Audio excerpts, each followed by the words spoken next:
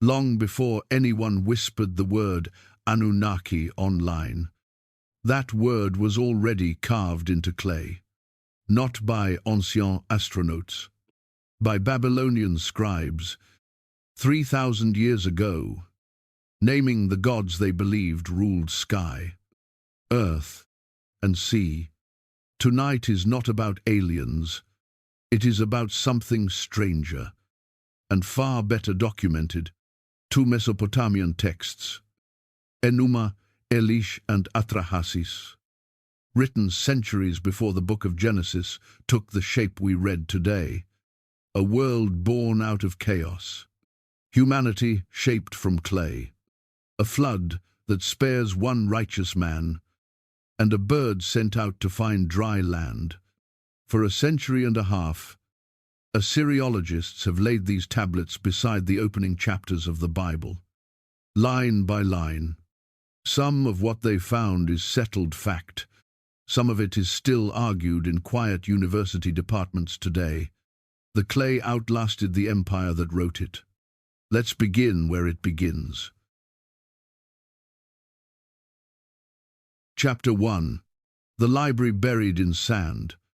In the spring of 1850, on a wide mud brick mound above the Tigris River in what is now northern Iraq, workmen digging under the direction of the English archaeologist Austin Henry Layard broke into two buried rooms filled with broken tablets of clay. The mound was called Ko-Yunjik, a place so featureless from a distance that earlier travelers had ridden straight past it without a second look. Under it lay the ruins of Nineveh, once the capital of the Assyrian Empire, a city the Bible itself remembered as too wicked to save. Layard did not yet know what he had found. 3 years later, his young colleague, an Assyrian archaeologist from Mosul named Hormuzd Rassam, broke into a second storeroom nearby. In the ruined palace of a king named Ashurbanipal, Ashurbanipal had not built that room by accident.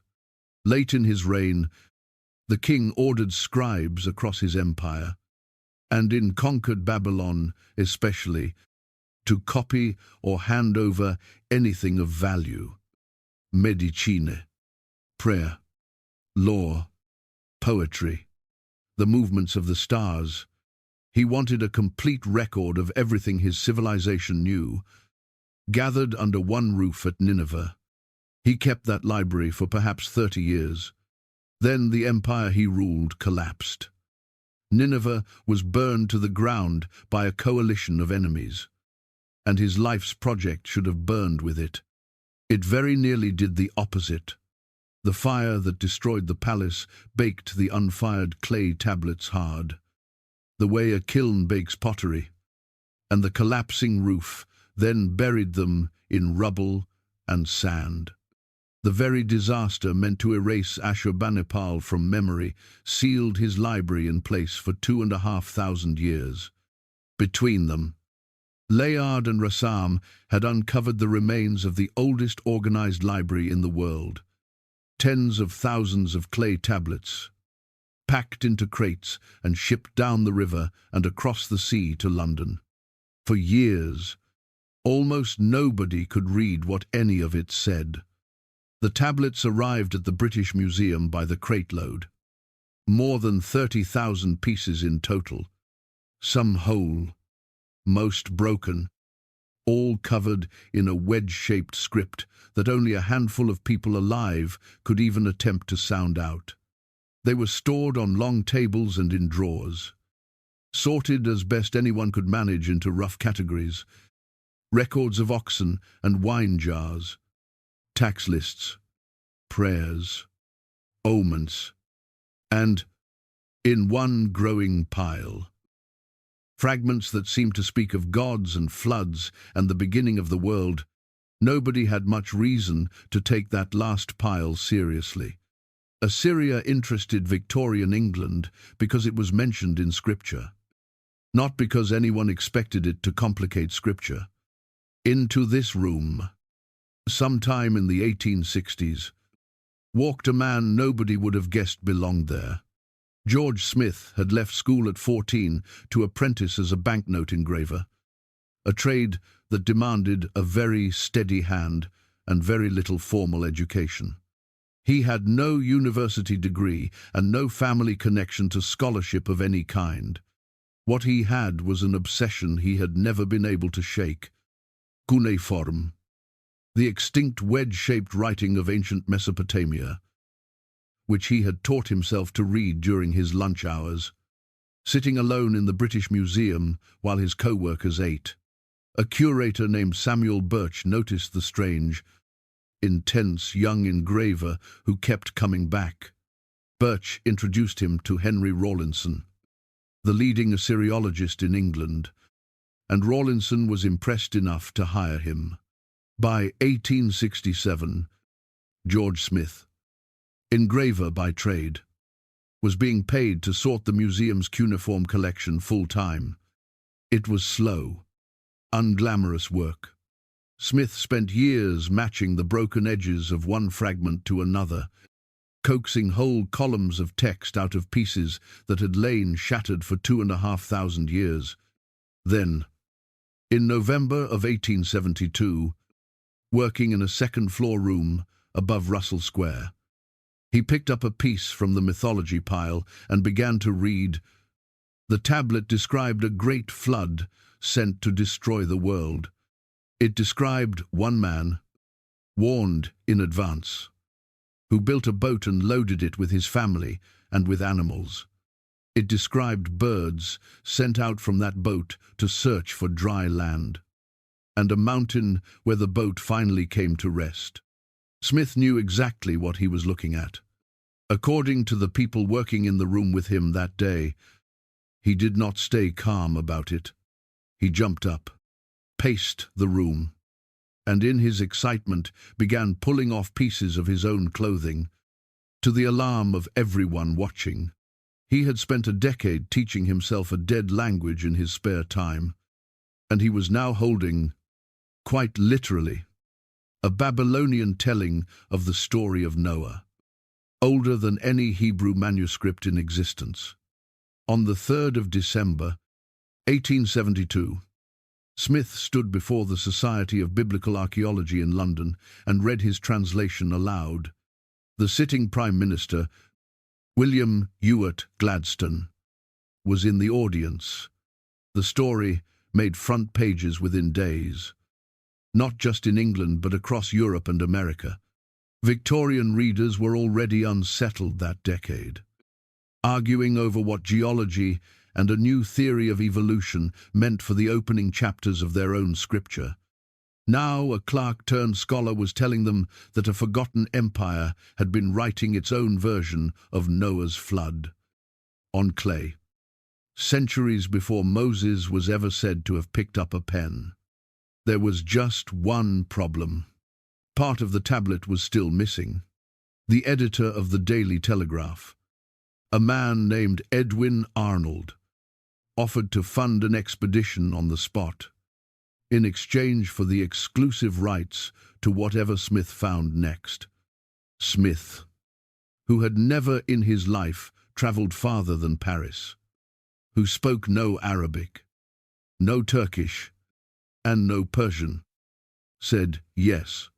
In January of 1873, he sailed for the ruins he had only ever read about. What happened next should not have been possible. Within days of finally beginning to dig at Koyunjik, on ground Layard and Rassam had already picked over 20 years earlier, Smith found a fragment that filled in almost exactly the missing piece of his flood story. The odds against it were absurd. He said so himself, in his own writing. Afterward, sometimes the sand simply gives something back. The world remembers that moment as the birth of a new field. What fewer people know is what came next. That same pile of mythology fragments, sorted and resorted over the following years, held more than one flood story. Buried among the broken clay were pieces of two other texts, older still in the story they told, and far more directly tied to the opening chapters of Genesis than the flood tablet had been on its own. One described the birth of the gods themselves, and a war that shaped the world. The other described why humanity was made in the first place, and very nearly why it was almost destroyed again, for a very different reason. Their names were Enuma Elish and Atrahasis. This is where their story, and Urs, really begins. Chapter 2.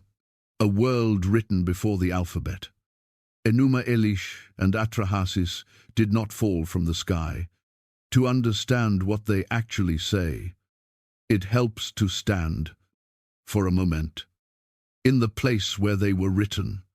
Picture a strip of land between two rivers, the Tigris and the Euphrates, cutting through what is now Iraq. The rivers flooded every year, leaving behind soil rich enough to farm without any rain at all. And it was here, in the valley the Greeks would later name Mesopotamia, the land between the rivers, that some of the first cities on earth rose out of the mud, long before Babylon existed, before Assyria, before Nineveh. A people called the Sumerians had already raised temples, organized irrigation across an entire river system, and begun doing something almost no one else on the planet had yet managed. They pressed a cut reed into wet clay and made the marks mean something. The system is called cuneiform, from the Latin word for wedge. It began as a way to track grain and livestock, tallies for a temple storeroom. Nothing more poetic than a ledger pressed in mud. Learning to read and write it took years, and only a small class of trained scribes ever fully mastered its hundreds of individual signs, drilled into them in scribal schools attached to the temples. Over the centuries, the system carried far more than bookkeeping. Law codes, love poems, medical prescriptions, and eventually, myth. Sumerian civilization stretches back more than 5,000 years. In time, other peoples rose across the same river valley and adopted the same script for their own, different language. Akkadian speakers built an empire under a king named Sargon, and their language gradually became the everyday tongue of the region. Even as Sumerian lived on for centuries afterward as a language of scholars and priests, the way Latin outlived the empire that once spoke it. Centuries later, a city on the Euphrates called Babylon grew from a minor town into the region's dominant power, especially under a king named Hammurabi, remembered today mostly for his law code. It was in Babylon, drawing on Sumerian stories already ancient by then, and rewriting them in the local Akkadian dialect, that Enuma Elish reached the form scholars read today. These are, in fact, the very tablets Austin, Henry Layard, and Hormuzd Rassam pulled out of the ruins of Nineveh, and that George Smith later spent years of his life piecing back together. Enuma Elish reveals its own approximate age simply by looking at what it argues for. The entire epic exists to explain one thing: why Marduk, a relatively minor local god from one particular city, deserves to rule over every other god in the pantheon, including older, more established figures like Enlil, whom Mesopotamians had honored as king of the gods for centuries before Babylon ever mattered. A poem making that argument only makes sense once Babylon itself had grown powerful enough for the claim to sound plausible rather than absurd. That points most naturally to the era of Hammurabi. In the 18th century before the Common Era, when Babylon first rose to real dominance, or to a second surge of Babylonian power centuries later. Once, a rival Kassite dynasty had faded. Specialists remain genuinely split on which of those two moments actually produced the poem. Though both fall within the second half of the second millennium before the Common Era, it takes its title, in the old Mesopotamian custom, from its own opening words, which mean, when on high. It survives on 7 clay tablets, a little over 1,000 lines in total, and it was not simply read. Priests recited it aloud each spring, on the 4th day of Babylon's New Year festival, as part of a public ritual meant to renew the king's authority for another year. Atrahasis is a different work, and demonstrably an older one. The most complete surviving copy carries a scribe's own signature, dating it to the reign of a king named Saduqa, a great-grandson of Hammurabi, who ruled in the middle of the 17th century before the Common Era, which makes this particular tablet older than Enuma Elish by at least a century, quite possibly several. The story itself is almost certainly older still, carried by voice for generations before any scribe pressed it into permanent clay. Where Enuma Elish is mostly concerned with gods fighting each other for supremacy, Atrahasis is concerned with something closer to home. It asks why human beings exist at all, and answers that question with a labor dispute among the gods that nearly ends in the annihilation of everyone on earth. One further word needs addressing directly, because it sits right in this account's own title, and it will not be the last time it appears tonight. Anunnaki.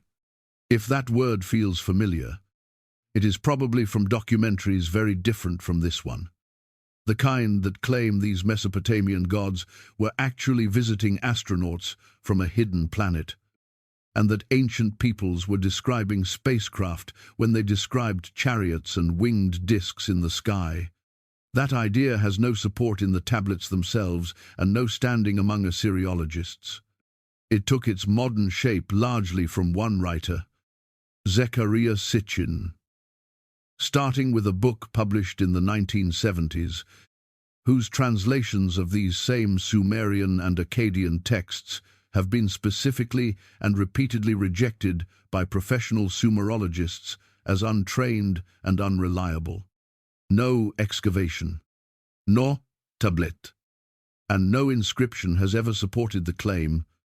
The word itself is real, and older than either text tonight, is built around inscriptions using it survive from the reign of a Sumerian ruler named Gudea more than 4,000 years ago, centuries before Enuma Elish or Atrahasis reached the form we read today.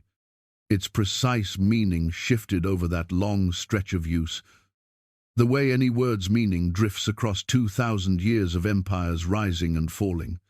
In the older usage both of tonight's central texts rely on, it functions as a broad term for the established, senior pantheon, as opposed to a separate class of younger or lesser gods that the same texts call the Igigi. Later, Mesopotamian tradition would narrow the label again, applying Anunnaki more specifically to gods of the underworld. Whenever this account uses the word, it is quoting an ancient administrative term for a category of deity, not a hidden reference to anything that arrived from space. That kind of careful reading, checking what a word actually meant to the people who wrote it rather than what a modern reader wants it to mean, is the entire method this account will try to follow. It is also, as it happens, why the myths themselves mattered so much to the people who told them. This was never campfire entertainment. Each spring, when Babylonian priests recited Enuma Elish inside the temple of Marduk, they were not simply retelling old events. They were renewing them, reminding the God who kept the world in order that his kingship still held, and reminding the king on the throne below him that his own authority was borrowed from that same order. Cosmic stability and political stability were, for the Babylonians. The same question asked twice. Set aside. Then, the version of this story that involves aliens. The version the Babylonians actually told is stranger, and it starts, like so many creation stories, with nothing at all. Chapter 3. Chaos has a name. Before heaven had a name. Before earth had a name. There was only water, no sky above it, no ground beneath it, no reeds, no marsh, no gods yet to look at any of it. Just two waters, mixed together as one. Apsu, the sweet water, still and fresh. And Tiamat, the salt water, vast and restless. From their mingling, the first gods were born, not created out of nothing, but separated out of an undivided chaos. The way fresh water and salt water might slowly settle apart inside a still container, layer forming on layer. The first gods to emerge were named Lahmu and Lahamu, a pair whose main role in the story is simply to exist, proof that something had begun. From them came Anshar and Kishar, the horizon of the sky and the horizon of the earth. From that pair came Anu, god of the open sky, and Anu in turn fathered a god named E, sometimes called Enki, a deity whose particular gift was wisdom bordering on cunning. Each generation was louder, more restless, and more crowded than the one before it, until the quiet of the original waters was gone completely. That restlessness became a problem. The younger gods gathered inside Apsu and Tiamat's own body, dancing, arguing, filling the primeval waters with constant noise. Apsu could not rest. Eventually he turned to his advisor, a god named Mumu, and proposed something drastic. He would destroy his own children so that he could finally sleep in silence. Tiamat, hearing the plan, objected that these were her children too, and, however loud they were, she had no wish to see them destroyed. Apsu did not change his mind. Word of the plot reached Ea, the wisest of the younger gods. Before Apsu could act on it, Ea responded first, and decisively, using a spell powerful enough to induce a deep, unnatural sleep. Ea overcame Apsu, killed him, and took his waters and his authority for himself. Where Apsu had once lain, Ea built his own dwelling, a private chamber he named after his defeated father, and settled in above the remains of the god who had wanted him dead. It was here, inside Apsu's own waters, that Ea and his wife Damkina had a son. They named him Marduk, and from the moment of his birth, every account agrees. He was unlike any god who had come before him. He was described with 4 eyes and 4 ears, so that nothing in creation could hide from him. And when he opened his mouth, fire was said to come out.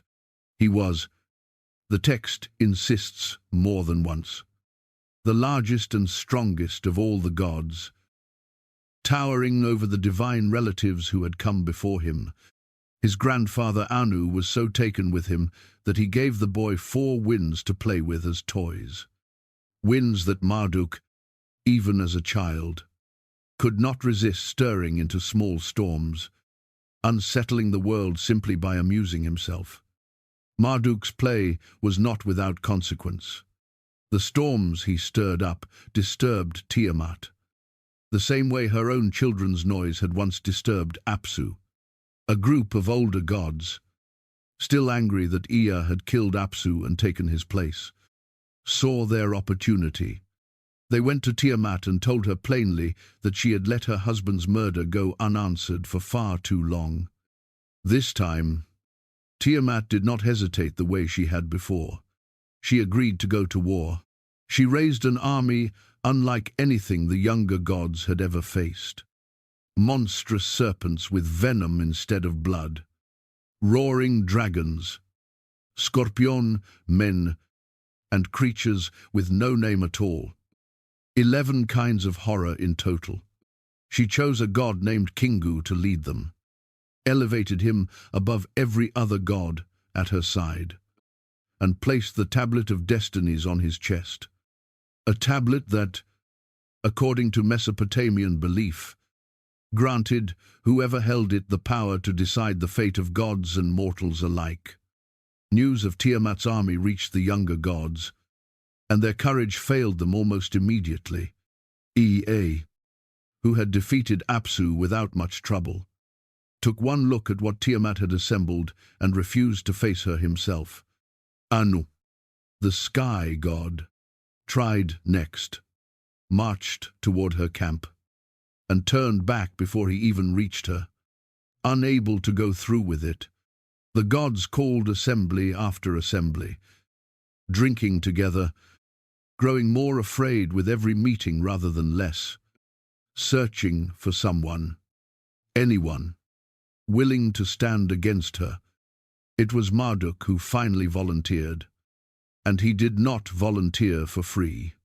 If he was going to risk himself against Tiamat, he told the assembled gods, he wanted absolute authority in return. The power to speak and have his word alone determine the fate of the universe, ranked above every god who had come before him, including his own father and grandfather. The gods, desperate and out of options, agreed to his price. They held a banquet in his honor, and to confirm that his word truly carried the power he claimed, they tested him.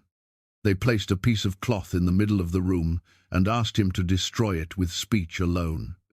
Then bring it back the same way. Marduk spoke, and the cloth vanished. He spoke again, and it reappeared. The gods who witnessed it needed no further proof. They declared Marduk king before he had even faced Tiamat in battle, handed him a scepter, a throne, and a weapon of supreme command, and sent him off to make good on his side of the bargain. Marduk did not go empty-handed. He strung a great bow. He built a mace studded with a blade sharp enough to split anything living or dead. He caught the 4 winds his grandfather had once given him as toys and folded them into a net, wide enough to hold a goddess.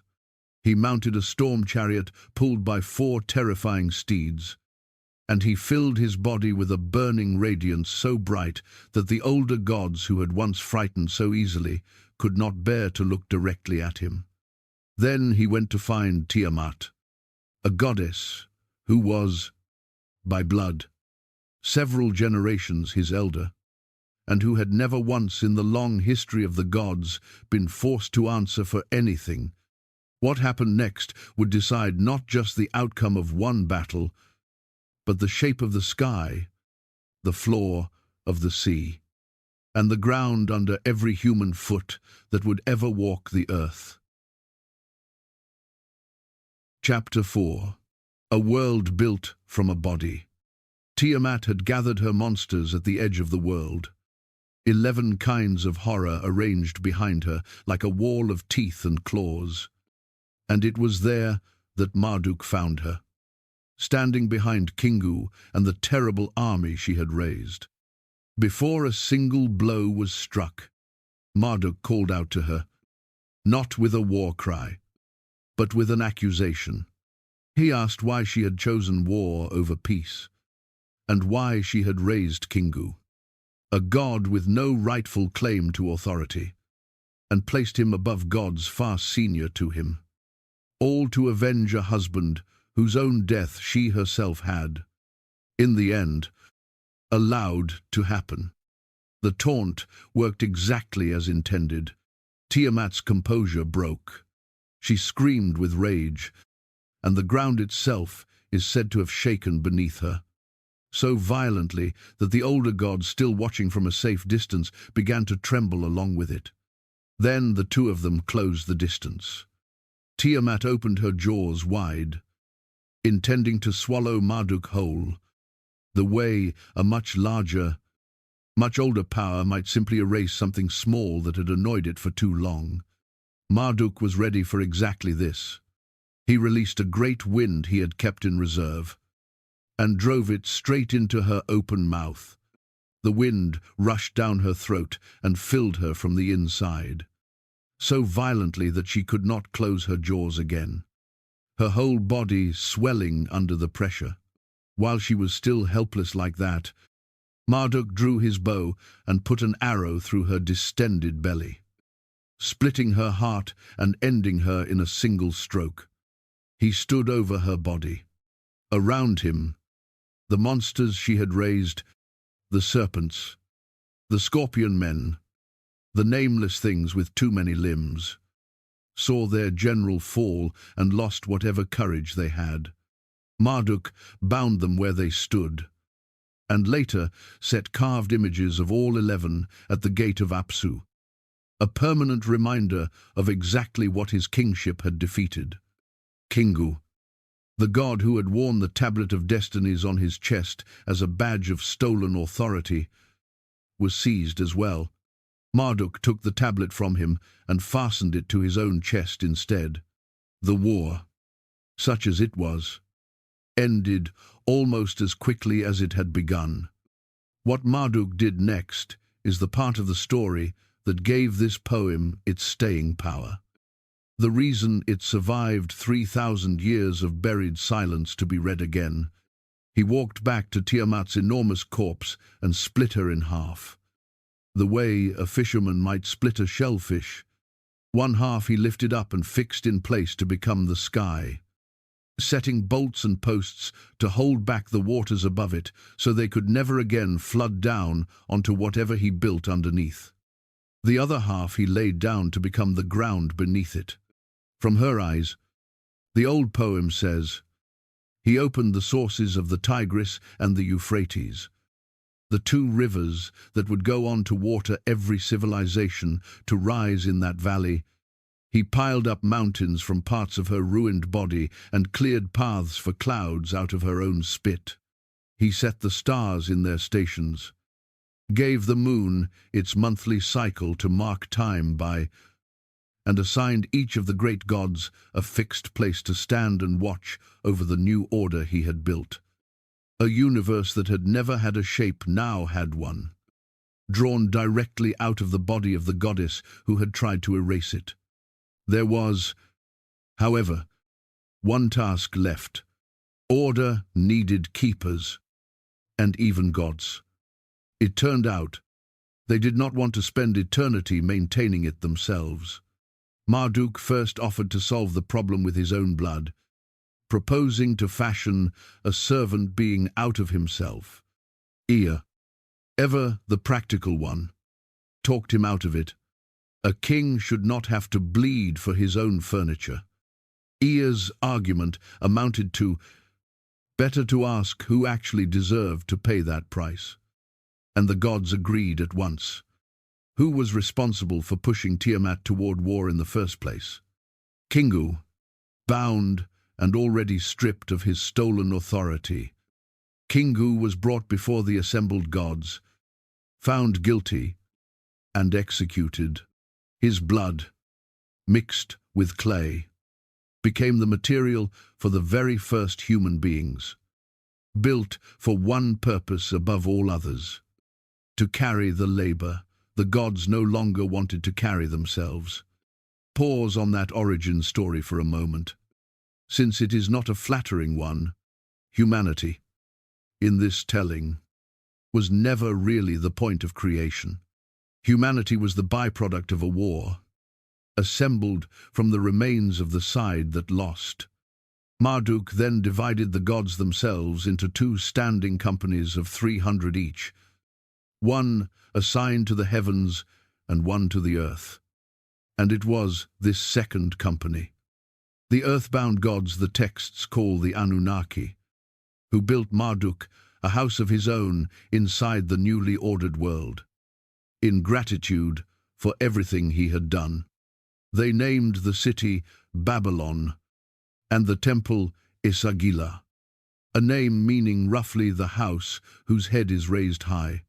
They held a great feast, declared Marduk king in truth and not merely in promise, and recited 50 names in his honor. One long litany, naming every quality of kingship a god could possess, sealing his authority in words the same way he had sealed the sky in place with bolts and posts. That is a magnificent story. War among gods, a universe built from a slain enemy's body, a kingship earned in single combat. But Enuma Elish is not the only account the Babylonians kept of why human beings exist. An older, plainer, and in some ways far more human story survives alongside it. One with no cosmic battle at all, and no glorious king. It begins, instead, with gods too tired to keep digging. Chapter 5. The gods who grew tired of noise. Long before Enuma Elish reached the form we now read, another Babylonian story addressed the same basic question. Why do humans exist at all? And it began in a far less glamorous place than a battlefield. It began on a canal, in the mud, with gods holding shovels.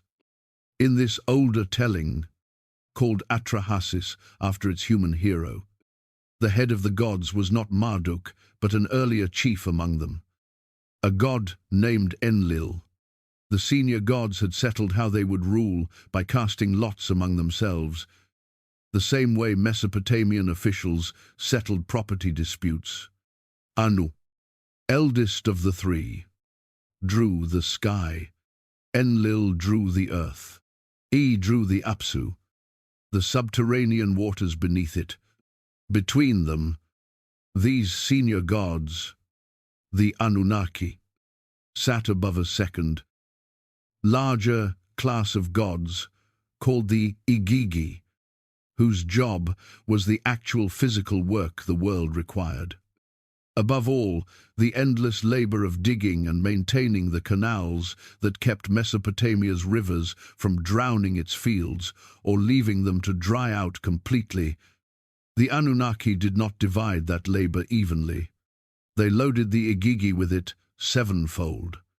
For what the old poem describes as 40 years, the Igigi dug. They cleared riverbeds by hand, hauled basket after basket of earth on their own backs under an open sky, and built up the very geography that made farming possible in that valley. Canal by canal, season after season, with no end in sight and no thanks offered for it. It was brutal, endless, thankless work, and it was gods, not mortals, doing it. Eventually the Igigi had enough. Late one night, without warning, they set fire to their own tools, gathering the flames into one great signal outside Enlil's own house, and marched on it in open rebellion, shovels and baskets abandoned in the mud behind them. Enlil woke to a mob of furious junior gods surrounding his door and, by the account that survives, was frightened enough to send for help rather than face them alone.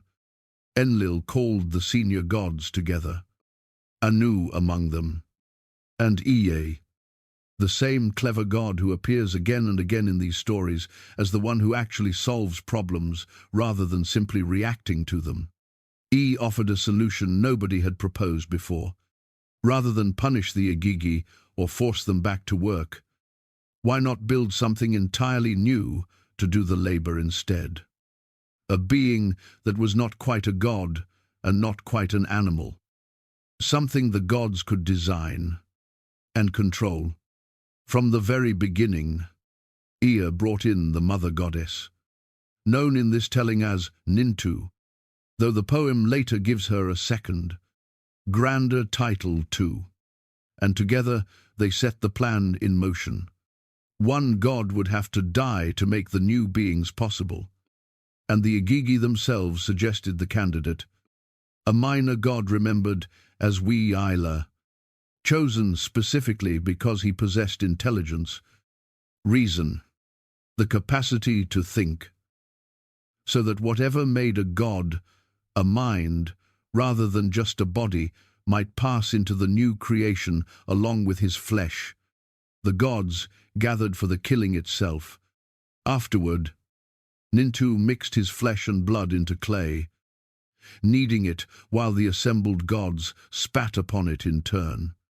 A ritual meant to bind divine will directly into the mixture.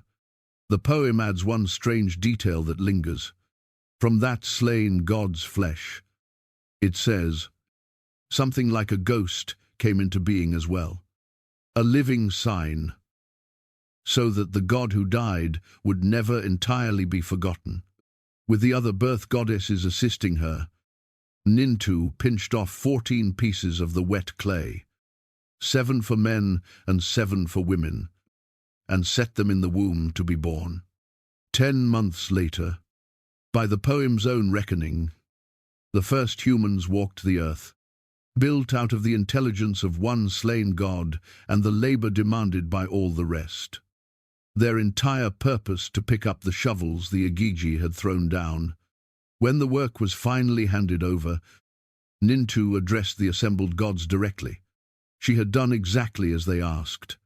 She told them. She had taken their burden and given it to man. She had given noise to mankind as well. And every god listening understood, though perhaps not quite as well as they would soon come to. For a while, it worked exactly as planned. Humanity took over the digging, the farming, the endless maintenance. The gods no longer had to perform themselves, and the Igigi finally got the rest they had rioted for. There was only one detail nobody had planned for. Humans, unlike the gods who made them, could reproduce, and reproduce, and keep reproducing, without any of the restraint their makers might have expected. Generations passed. The population that had begun as 14 careful, deliberate individuals grew into something closer to a roar. Far more people than anyone had accounted for. And people, it turns out, are loud. Loud enough, eventually, to reach the ears of Enlil himself. In whatever quiet place a god goes to rest. The old poem is almost comic about what happens next. Right up until it stops being comic at all, Enlil could not sleep. Night after night, the noise of an entire species going about its business kept reaching him, and his patience, unlike his tolerance for a rebellion of exhausted junior gods, was running out fast. He had solved one uprising by inventing humanity.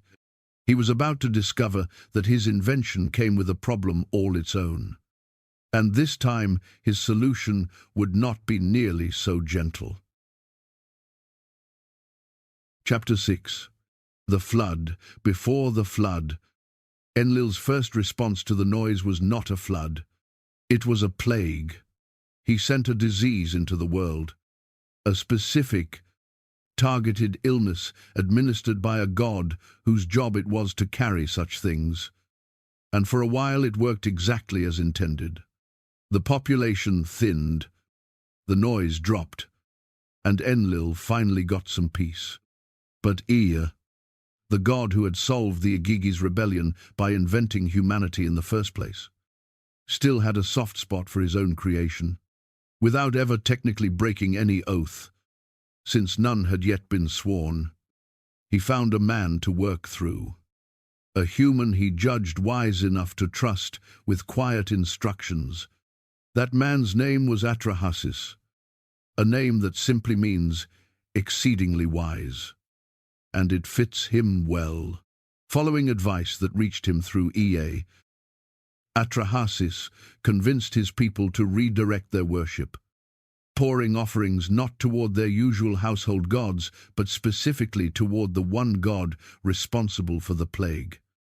Embarrassing that God, with attention he had not earned, into lifting the illness early. The plague ended. Humanity recovered. And, being human, immediately went right back to being loud. Enlil tried again. This time with drought, stopping the rain and letting the fields crack open under a merciless sun. Working through Atrahasis once more, found another workaround, another way to shame the responsible God into backing down. The drought broke. The population recovered. The noise returned, louder than before. By the time Enlil realized someone kept undermining him, someone with access to information the other gods were not supposed to share, his patience for half measures had run out completely. This time, he told the assembled gods, there would be no negotiating with the outcome. He wanted every last human being gone, and this time he wanted every god in the room to swear an oath first, promising that not one of them would breathe a word of warning to a single human being. Agreed to the oath. Technically, he kept it too. He never spoke a single word of warning directly to any human being. What he did instead was walk to the reed wall of Atrahasis's house, late at night, and speak his warning to the wall itself, as though simply thinking aloud beside it, instructing the reeds to come down and be rebuilt into a boat, with specific proportions, sealed inside and out with pitch so that not a drop of water could get through. He gave the man exactly 7 days to finish it. Whether or not a wall can actually listen, the man sleeping on the other side of it certainly did. The instructions that followed were exact. Atrahasis was to load his family aboard, along with 2 of every kind of animal, so that when the water finally receded, the world would not be empty. When the flood came, it came exactly the way a warning that thorough deserved. Rain fell without stopping. The rivers rose over their own banks and kept rising. What had taken Ea and the birth goddesses' careful, deliberate effort to build, generation after generation of it, disappeared under water within days. This was not, as it happens, the very first time Mesopotamians had told this particular story. An older, Sumerian version, sometimes called the Eridu Genesis, describes much the same catastrophe under a different flood hero's name. A hint that the story beneath the story goes back further even than Atrahasis does. Even the gods who had voted for this were unprepared for what it actually looked like. Nintu, the mother goddess who had shaped the very first humans out of clay and had slain God's flesh with her own hands, wept openly at what she watched from above, horrified that her own children, in the fullest sense of that word, they were drowning by the thousand while she had agreed to let it happen. The flood raged for 7 days and 7 nights before the rain finally stopped and the water began, slowly, to go down.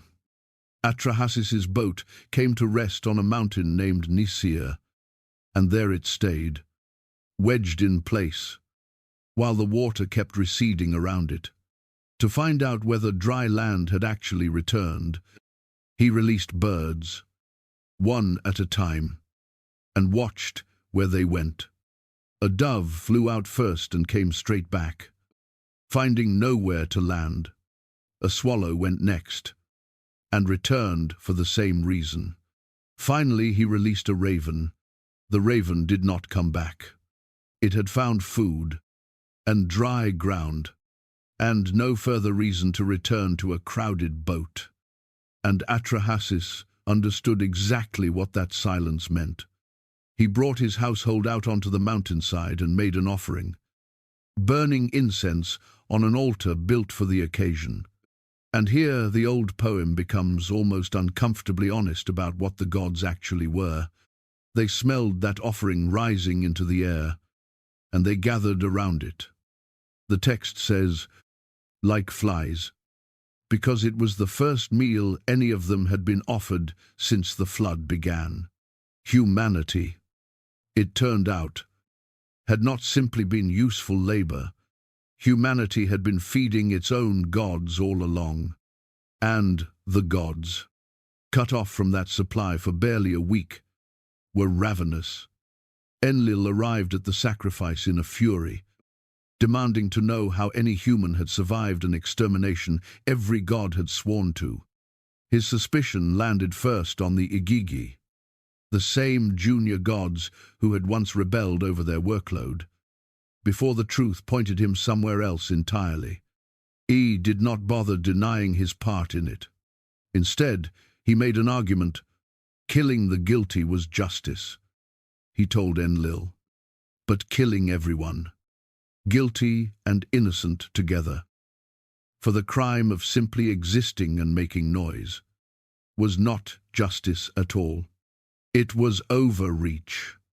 And overreach, this severe risk destroying the very thing the gods depended on to survive. Enlil, standing over a world he had just tried to erase and watching his own fellow gods swarm a single offering out of hunger, could not entirely argue with that. The flood was never repeated.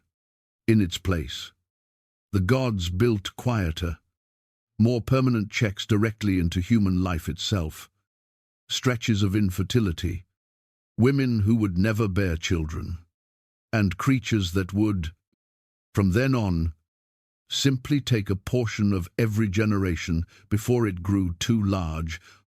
It was a crueler solution in its own way, spread thin across every future birth instead of concentrated into one catastrophe. But it was, by the gods' own accounting, the more merciful choice. Two texts pulled from the same ruined library told a version of that story. One focused mainly on the labor dispute that started it and the population controls that ended it. The other focused mainly on the flood itself, the boat, and the birds sent out to search for land. Centuries later, in a very different part of the ancient Near East, a third telling of strikingly similar events would be written down. That one is the telling most of this audience already knows by heart. Chapter 7. Genesis opens its scroll. 6 chapters of this account have stayed inside Mesopotamia, inside temples in Babylon and canals dug by tired gods. Time now to open a different scroll. The opening chapters of Genesis describe a world coming into being over 6 distinct stages, referred to in the text as days. Light is separated from darkness first. Then the sky is set apart from the waters below it. Dry land emerges next, followed by plants. Then the sun, moon, and stars. Then creatures of the sea and sky. And finally, on the 6th stage, land animals and, last of all, a being made. The text says, in the image of its creator. On the 7th day, that creator rests. The very first line has puzzled translators for centuries in its own right, since the Hebrew grammar can be read 2 different ways, either as a complete statement that God created the heavens and the earth from a standing start, or as a longer sentence in which the earth already existed, formless and dark, before God's ordering work even began. Both readings remain live options among people who spend their careers on this one line. This account will return to exactly what rides on that difference later. Later chapters shift from that grand opening scene to something closer to a family story. Human beings multiply across the earth, and their wickedness grows alongside their numbers. until the God of Genesis decides to send a flood to wash the world clean and start again. One man, Noah, is judged righteous enough to survive it. He is given detailed instructions to build an ark, specific dimensions, specific materials, and told to bring his family and animals aboard before the rain begins. The flood comes. It rises for 40 days. Noah sends out birds of his own to test for dry ground. The ark eventually settles on a mountain range called Ararat. Noah steps out, makes a sacrifice, and receives a promise, sealed with a rainbow, that the earth will never be destroyed by flood again. Traditional readers have long attributed these opening books of the Bible directly to Moses, writing sometime after the Israelites left Egypt. That view still holds real weight in many communities of faith. And this account is not here to settle questions of religious conviction. Among historians working on the text itself, though, a different picture has taken shape over roughly the last 2 centuries. Developed most influentially by a German scholar named Julius Wellhausen in a book published in 1878. Building on observations other scholars had already been making for decades before him. The case Wellhausen and those who followed him built rests on details inside the Hebrew text itself, not on outside assumption. The flood story alone preserves one of the clearest examples.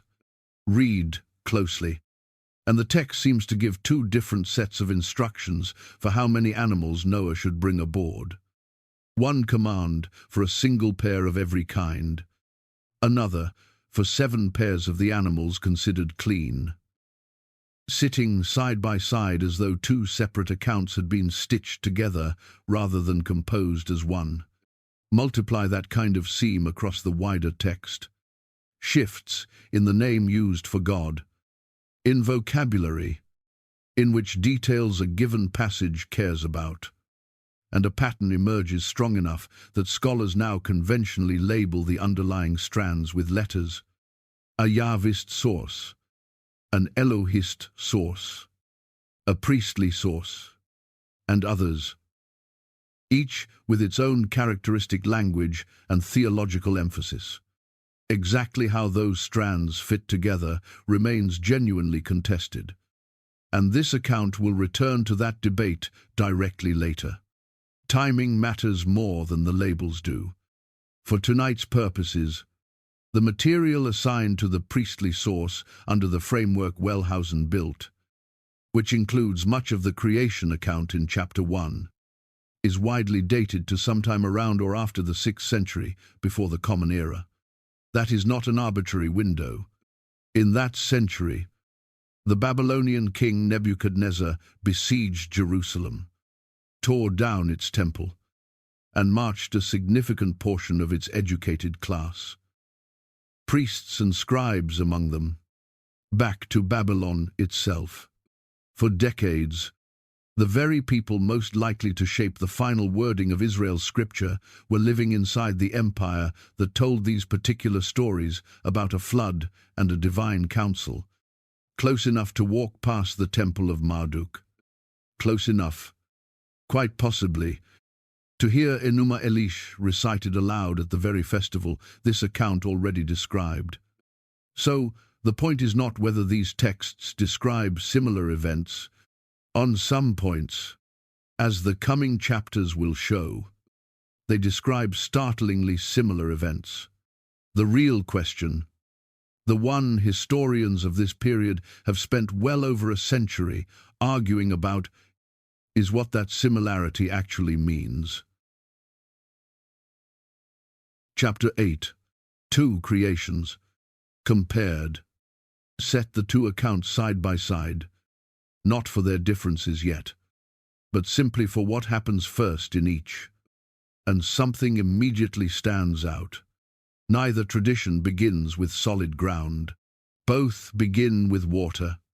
Enuma Elish. Chapter 3 told you.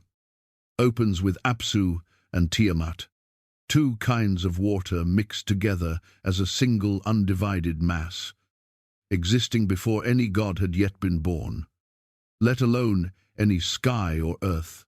Order, light, and structure all come later, carved directly out of that original watery confusion. Genesis opens in a strikingly similar register. Before the first day of creation even begins, the text describes the earth as formless and empty, and darkness covering the face of what the Hebrew calls tehom, usually translated simply as the deep, a wind, or in some translations, a divine spirit, moves over the surface of those waters. Only after that image, and only once light has been separated from darkness, does the ordered work of creation actually start. That word, tehom, sat mostly unremarked for 2,000 years, until a German scholar named Hermann Gunkel, working in the 1890s, set it down next to the name Tiamat and noticed what generations of readers before him had apparently missed. The two words sound remarkably close, and both trace back to a shared root across the wider family of Semitic languages, meaning something like the sea or the deep. Whether the Hebrew word is a direct borrowing from the Babylonian name, a distant cousin descended from the same ancient root without any direct copying, or simply two related languages independently reaching for the same idea, remains a genuinely open question, and specialists on opposite sides of it are still publishing against each other today. What is not in question is the shared imagination behind both words. Two different cultures, working in two different languages, each reached for a formless, watery deep to describe the world before the world had any shape at all. The parallel gets more specific from there, not less. In Genesis, on the second day, God creates what the Hebrew calls a rakia, usually translated as a firmament or an expanse, and its entire job is to divide the waters that lie above it from the waters that lie below it, holding back an upper ocean so the world beneath it can exist in dry air. In Enuma Elish, as chapter 4 of this account described, Marduk performs almost exactly that same operation. Physically, by splitting Tiamat's body into two halves and setting bolts in place to keep the upper half, and the cosmic water it represents, from ever collapsing back down onto the world below. Different mechanisms entirely. A physical dismemberment in one case, a spoken decree in the other. But structurally, both texts solve the exact same problem in the exact same order. A formless, watery deep first, then a barrier built specifically to hold part of that water up and away from everything else. That difference in mechanism is one of the sharpest contrasts between the two traditions. Genesis creates almost entirely through speech. God speaks, and light exists. God speaks, and the waters separate. There is no opponent, no battle, no resistance of any kind. Enuma Elish, as this account has already shown, creates through violence, through a war fought and won, a body physically taken apart and reassembled into a functioning universe. And yet, even inside that violent story, the power of a spoken word was never entirely absent. Remember the test the gods gave Marduk before they would agree to make him king. The piece of cloth destroyed and restored by his voice alone, with no hand ever touching it. Even the Babylonians, telling a story built around a battle, still reached for speech as the ultimate proof of real divine authority. Genesis simply removed the battle entirely and kept only the speech. One more echo deserves naming before moving on. Both traditions end their creation account the same way, with rest. Once Marduk finishes building the cosmos out of Tiamat's body, the gods hold a feast in his honor and settle into the order he has made for them. Once the God of Genesis finishes the sixth day, the text says he rested on the seventh, and later Israelite law would turn that single sentence into an entire weekly institution. The Sabbath. Two very different roads. A war in one case, a week of speech in the other. But both journeys end at the same destination, an ordered world, and someone finally allowed to stop working inside it. Two different accounts of how the sky came to hold back the sea. One built on warfare, one built on word alone. But water and sky were never really the point of either story. Both traditions were building toward the same real question. And it is the question tonight turns to next. Once a world exists, why put anyone inside it at all? Chapter 9. Clay, breath, and blood. If the shape of the world echoes between these two traditions, the shape of humanity inside that world does not entirely, and the differences matter every bit as much as the similarities. Start with what human beings are actually made of. In Enuma Elish, the very first humans are formed from clay mixed with the blood of Kingu, the god executed for leading Tiamat's rebellion. Atrahasis tells the same basic story with different names. A slain god's flesh and blood worked into clay by the birth goddess Nintu, with the assembled gods spitting into the mixture as part of the ritual. Two different Babylonian texts. Two different individual gods sacrificed, but the same underlying formula. Clay provides the body. A god's blood provides whatever makes that body more than dirt. Genesis reaches for the same base material, dust from the ground, and then does something notably different with it. There is no execution, nor rebelgot, no blood mixed in at all. Instead, the text says simply that God breathed into the nostrils of the formed dust, and the man became a living being. Where the Babylonian formula required violence somewhere in the ingredients, the animating force in Genesis is closer to intimacy. Breath passed directly from a creator's own body into a creature's. There is a second detail easy to miss on a casual reading of Genesis. When the decision to create humanity actually happens, the text does not say, "I will make man." It says, "Let us make man in our image, after our likeness." That plural has puzzled readers for a very long time. In a text otherwise devoted entirely to a single God. Some later theological traditions read it as an early hint of a more complex divine nature.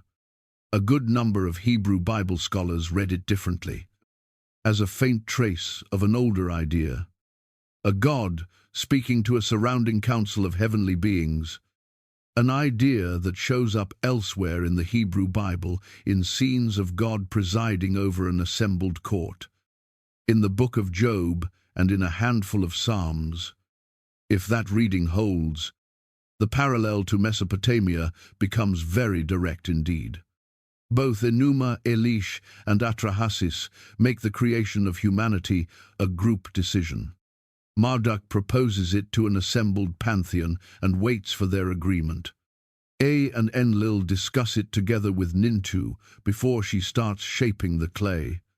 Genesis appears to preserve the faint outline of that same kind of council, even while insisting, unlike its neighbors, that only one God in the room actually holds any real power. The starkest difference, though, is not in the ingredients or the grammar.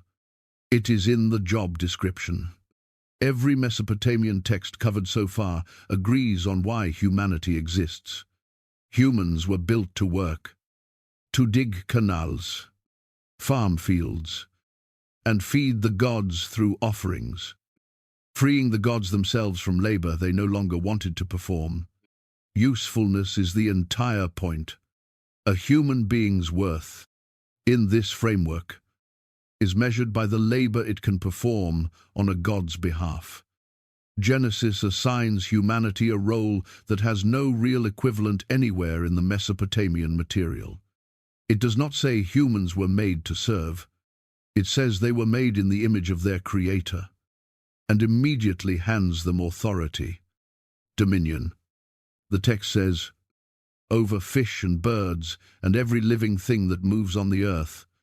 That word image carried a very specific charge in the ancient Near East, one modern readers can easily miss.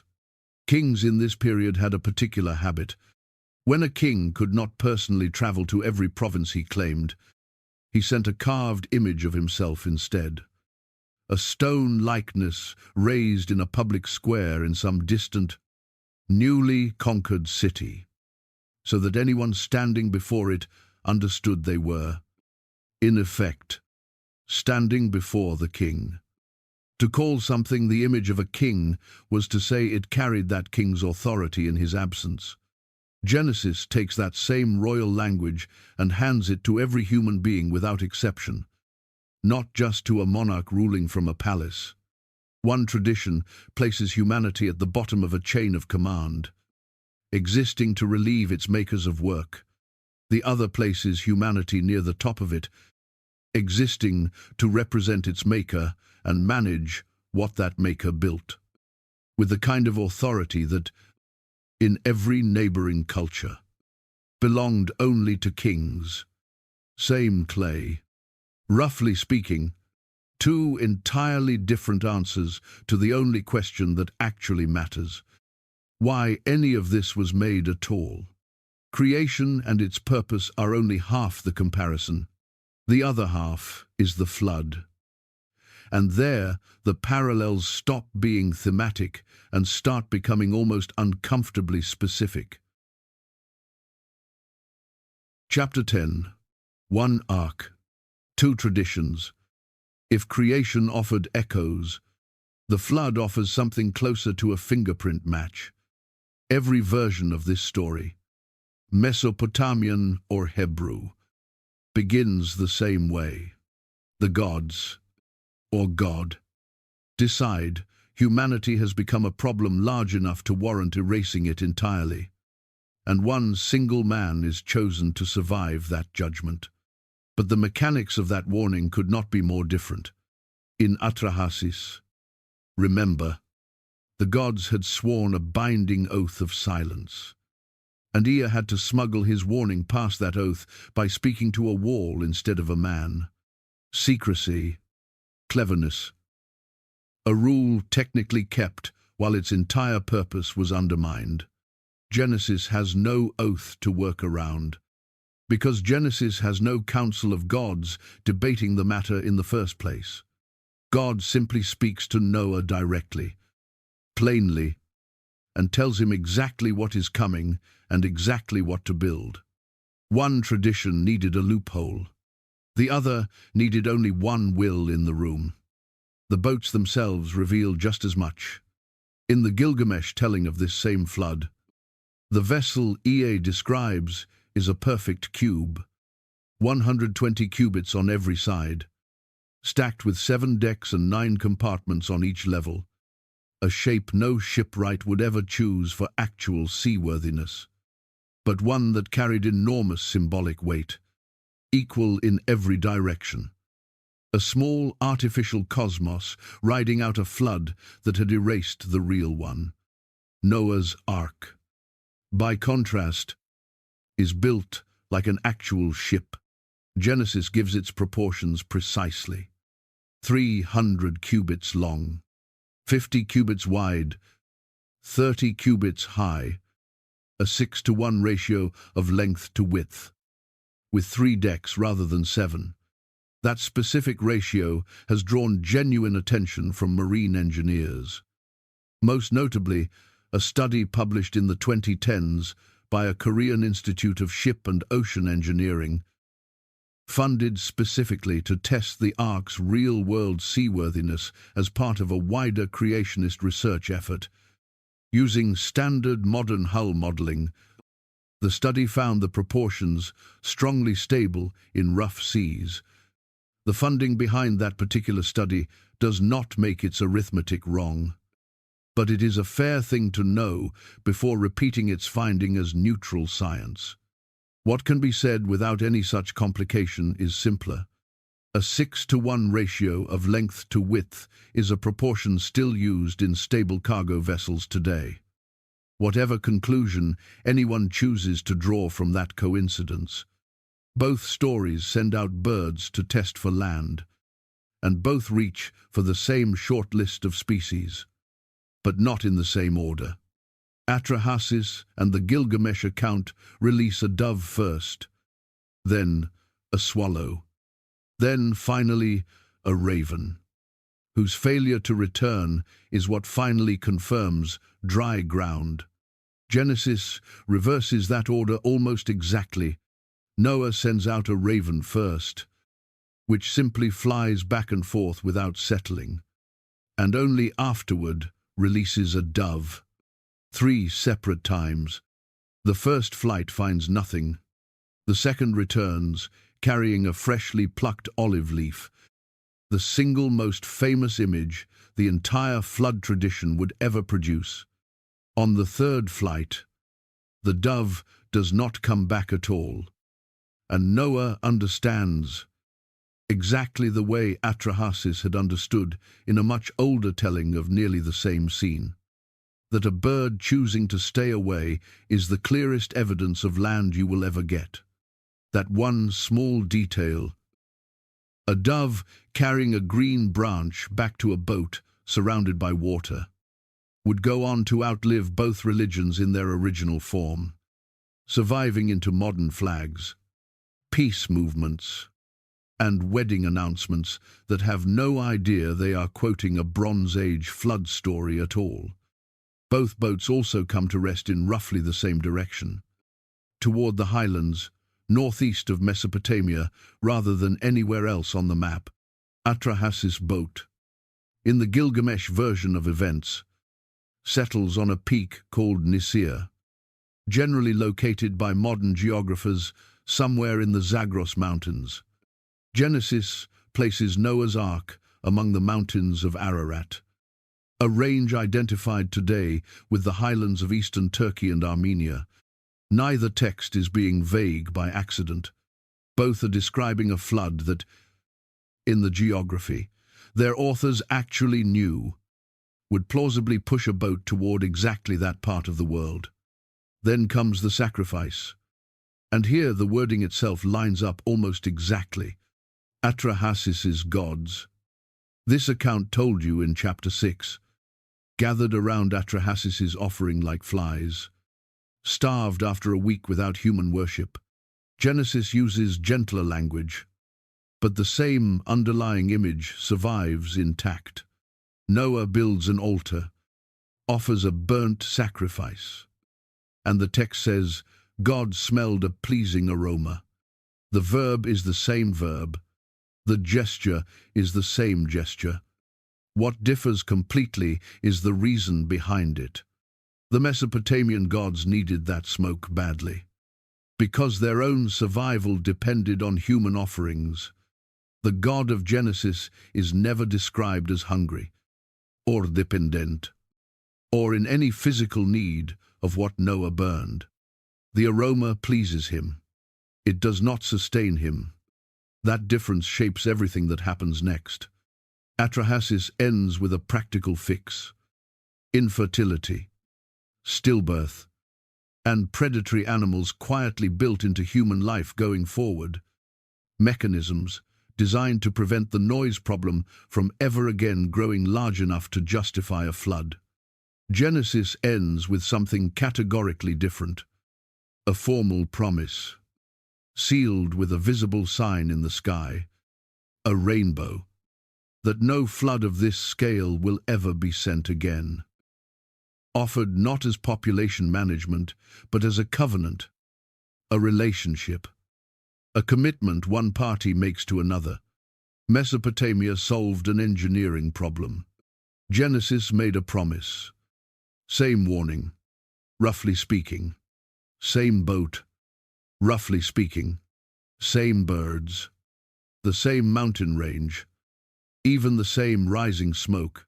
And still, at the very end, two civilizations reaching two entirely different conclusions about what any of it actually meant.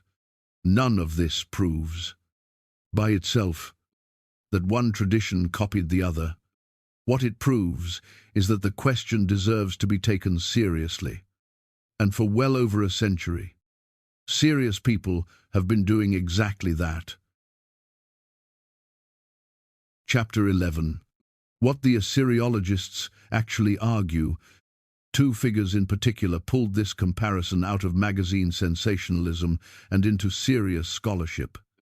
And their conclusions were more careful and more interesting than either extreme position circulating online today. George Smith's original announcement, back in Chapter 1, triggered exactly the kind of public excitement you would expect. But it also triggered something less flattering. Within a few decades, a German Assyriologist named Friedrich Delitzsch took the comparison much further than the evidence actually supported, arguing in a famous and deliberately provocative series of public lectures around the turn of the 20th century that the Bible was essentially a lesser copy of superior Babylonian originals, and that Babylon, not Jerusalem, deserved credit as the true source of the West's moral and religious imagination. The lectures caused a genuine public scandal. Delivered in Berlin, with the German emperor himself reportedly in attendance for at least one of them. Argued over furiously in newspapers and church pulpits alike. And they remain a useful cautionary tale. Long before internet listicles existed, a trained, credentialed scholar was already capable of overselling this comparison for attention, and of earning exactly the backlash that oversold claims tend to earn. The correction came from a scholar named Alexander Heidel, whose 1942 study, titled simply The Babylonian Genesis, remains one of the most careful treatments of this material ever written. Heidel took the parallels completely seriously, translating the relevant tablets himself and laying them directly alongside the Genesis text. But he refused the sensational conclusion and pointed to genuine differences to make his case. Genesis, he argued, does not stage creation as a battle over pre-existing divine matter the way Enuma Elish does. Marduk works with material that already existed before he himself was born, the mingled body of Apsu and Tiamat, and simply reorganizes it by force. Whether Genesis goes further than that, and asserts that its own God created absolutely everything from nothing at all, turns out to be a separate and still unsettled question in its own right. Recall that ambiguous first line of Genesis raised back in chapter 7. If the earth already existed, formless and dark, before the ordering work of the 6 days even began, Genesis is not obviously claiming creation from nothing either.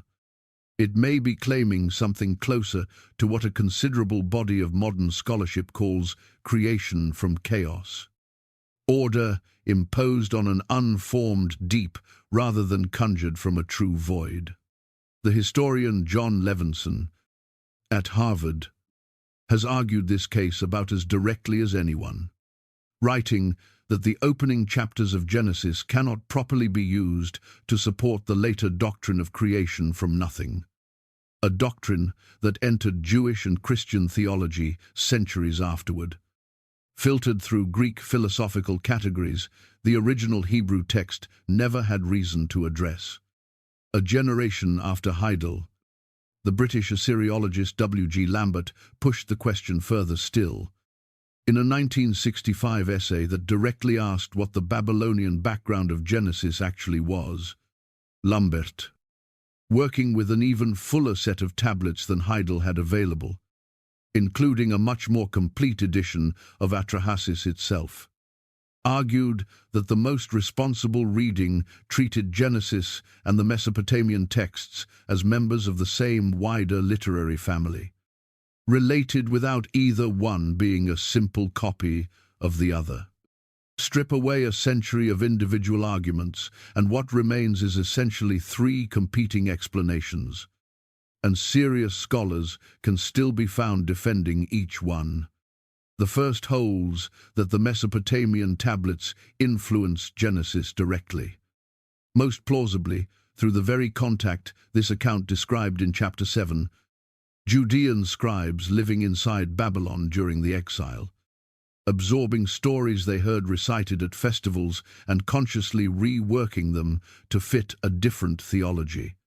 The second holds the position in reverse, or argues that the parallels are considerably weaker than they first appear once the specific vocabulary and structure are examined closely enough, with any resemblance explained as coincidence rather than contact in either direction. The third, the position both Heidel and Lambert pointed toward in their own more careful ways, treats both traditions as separate branches growing out of a much older, the shared body of ancient Near Eastern story and imagery, a common inheritance of flood narratives, combat myths, and creation accounts that circulated across the entire region for centuries before either Enuma Elish or Genesis reached the form we read now, inherited independently rather than copied directly from one specific text to another. Here is what that leaves settled, and what it leaves open, settled, beyond any real dispute. The tablets are older than the final compilation of Genesis. The parallels in structure and specific wording are difficult to explain as coincidence alone. And Judean scribes had every practical opportunity for direct contact with Babylonian religious life. Open, and likely to remain open. Exactly how direct that influence was, whether it moved through spoken retelling, written translation, or simply a shared regional imagination absorbed gradually over centuries, and precisely how much of Genesis's final theology represents adoption of that older material versus a deliberate correction of it. Assyriologists disagree sharply on that second set of questions. They do not disagree on the first. Notice, too, what none of these three positions actually claims. Not one serious Assyriologist argues that the similarities erase the differences the last two chapters have documented. Influence, if it happened, explains where certain images and structures came from. It does not explain why one tradition kept its gods hungry, warring, and morally ambiguous, while the other rewrote the same basic story around a single creator who needs nothing and simply chooses, deliberately, to make something in his own image anyway. Chapter 12, where the stories split.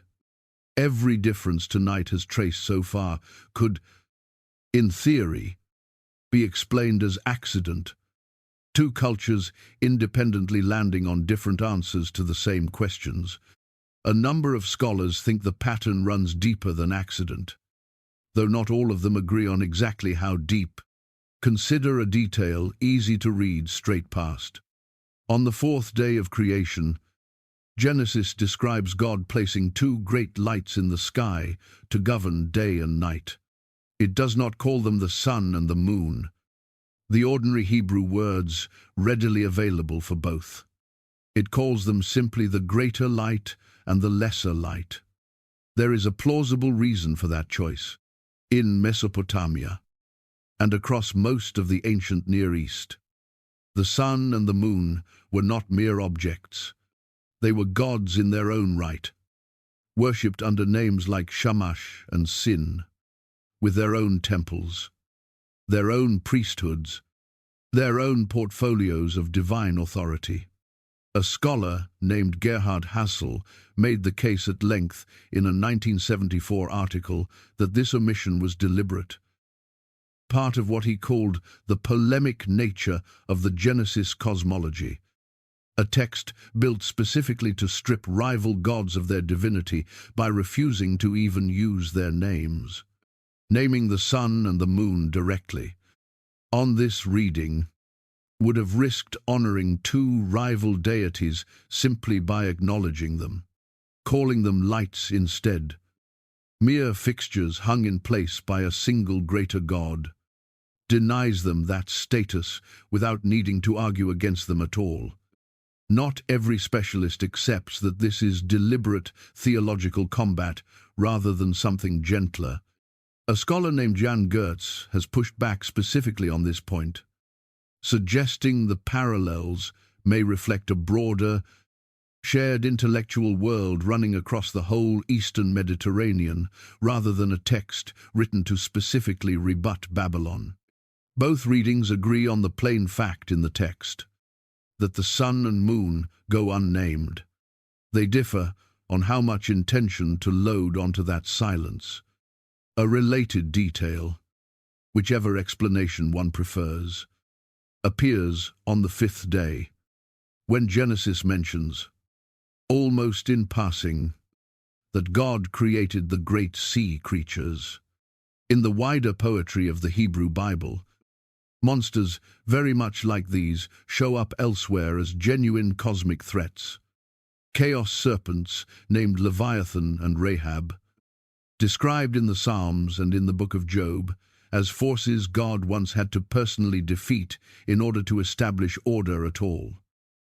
Language that sounds like a distant echo of Marduk's own battle against Tiamat. Genesis 1 already seems to know this monster. It simply declines to fight it. The great sea creatures are listed as one more item God speaks into being alongside the fish and the birds. No combat required. No rival taken seriously enough to need defeating. The battle Enuma Elish spent an entire tablet describing gets reduced, in Genesis, to a single, almost bored clause. Genesis never mentions Apsu, Tiamat, Marduk, Ea, or Enlil by name, and on Hassel's reading, it does not need to. It simply builds a universe with no room for any of them. One uncontested creator instead of an entire exhausted, quarreling family of gods. Enuma Elish spends its first 3 tablets on divine politics before creation even properly begins. An argument over noise. A murdered father. A war fought for revenge and for a throne. Genesis skips all of it. The gods of Mesopotamia are, on top of everything else, recognizably human. Apsu loses his patience over noise and decides to murder his own children. Enlil cannot sleep and nearly wipes out an entire species over it, twice failing to notice he is being deliberately outmaneuvered by his own colleague. Tiamat is talked into a war she initially wanted no part of. Even Marduk, the eventual hero, negotiates his kingship like a mercenary before he will lift a single weapon. Genesis gives its God a temper too. In its own way, the flood account describes real grief, real regret over what humanity had become. But notice what triggers that grief. Not noise, not a disrupted nap. The text specifies wickedness, a moral failure rather than an inconvenience. Put the pieces together, and a pattern this account has been circling since chapter 9 comes into clearer focus. Whether one credits it to conscious argument or to something less deliberate, Humanity built from a criminal's blood to relieve an anxious pantheon of hard labor, against humanity built in the image of a single creator who needs nothing from anyone. Sun and moon as junior gods with names and temples, against sun and moon as unnamed lamps. A cosmic sea monster requiring an entire war to defeat, against a cosmic sea monster listed alongside the fish. A flood sent over lost sleep, against a flood sent over lost righteousness. Every point of contact between these traditions runs the same direction, familiar shape, different conclusion. This is why Heidel and a real number of biblical scholars after him read Genesis 1 not as an innocent retelling of Babylonian material, but as something closer to an argument. A text that knew its Mesopotamian neighbors' stories well enough to borrow their shape. Chaos first, then order, then a flood, then a promise, and then use that familiar shape to say something different at almost every turn. Goetz and others who favor the shared regional milieu explanation would put it more cautiously, as a family resemblance rather than a rebuttal aimed at any one text in particular, whether that shape was composed as conscious rebuttal by scribes who knew exactly what they were answering, or emerged more gradually, out of centuries of a smaller nation quietly reworking its powerful neighbor's ideas into something that served a very different God, is a question the tablets alone cannot settle. Chapter 13. What the tablets still won't tell us. Every chapter so far has moved backward through layers. English translation resting on careful modern scholarship. Modern scholarship resting on cuneiform tablets. Cuneiform tablets resting on centuries of retelling before anyone ever pressed a reed into wet clay at all. Layers under layers. The way the mound at Nineveh itself was layers under layers. Ash over palace, sand over ash, silence over all of it. For thousands of years, until a self-taught engraver with no university degree happened to be sorting through a drawer of broken pottery lists and found something else entirely underneath. Think back over everything that engravers' discovery eventually led to. A god ordering his own children destroyed for the crime of being loud. A wind driven down a goddess's throat until she could not close her jaws. A wall spoken to at midnight because speaking to a man was forbidden. A raven that simply never bothered to come back. A greater light and a lesser light. Carefully unnamed. None of it arrived at once. And none of it arrived by accident. It arrived because one tired museum clerk refused to put down a broken piece of clay before he understood what it said. What is settled by now should be clear. The tablets are real, housed today in the British Museum in roughly the condition George Smith left them. Enuma Elish and Atrahasis are widely regarded as older than the final written form of Genesis. A view that holds across the mainstream of historical scholarship, even though it sits uneasily with traditions that place Moses. And an earlier date for Genesis. Well before some of this material reached its final shape. The parallels between the texts. Chaos before order. A firmament dividing the waters. Humanity shaped from clay. A flood. A boat. A bird sent out more than once. Are difficult to explain as coincidence alone. On those points, Assyriologists and biblical scholars are in close agreement. What is not settled, and what may never be fully settled, is the exact mechanism. Whether a Judean scribe once sat inside a Babylonian archive with a borrowed tablet open in front of him, or whether these stories simply moved the way stories have always moved between neighboring peoples, retold at a well.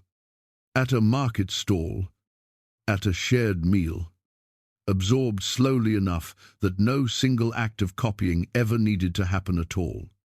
Both explanations fit the evidence available today. Neither can currently be proven over the other. Here is what feels safe to say instead. Two civilizations, separated by language, by geography, and eventually by nearly everything they believed about their own gods. Both looked at the same basic mystery: chaos, water, a world that needed shaping, a species that needed a reason to exist, and both reached for the same handful of clay to answer it. One shaped a servant, the other shaped an image of itself. The fire that should have destroyed Ashurbanipal's library instead preserved it. The version of this story built around a word like Anunnaki gets the drama right and almost every actual detail wrong. The real history, Perseon, layered, argued over by careful people for a century and a half, turned out to be stranger and slower than any ancient astronaut ever needed to be, and considerably more interesting. Somewhere under museum glass tonight, that same piece of clay is still holding its story exactly as steady as it did the night George Smith first read it. It survived a fire meant to erase it. It survived thousands of years under sand. It survived long enough for someone to finally, carefully, correctly read what it actually said, rather than what a headline eventually decided it must have said. That, more than any single parallel this account has traced, might be the real thing to carry out of this one. Not proof of aliens, and not proof against an old faith either. Just proof that patience, applied carefully enough, for long enough, you can still pull something true up out of the sand.